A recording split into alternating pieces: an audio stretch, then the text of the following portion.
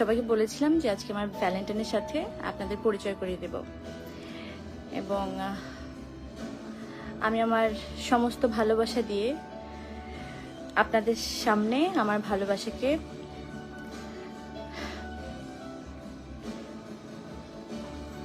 পরিচয় করিয়ে দিতে চাচ্ছি এই মুহূর্তেই।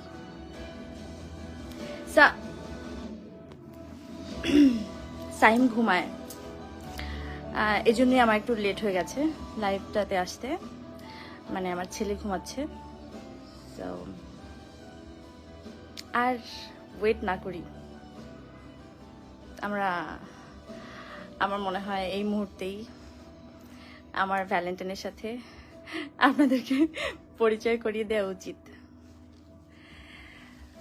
আসো,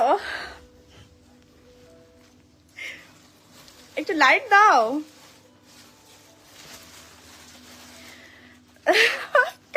এ পাশ থেকে আসো।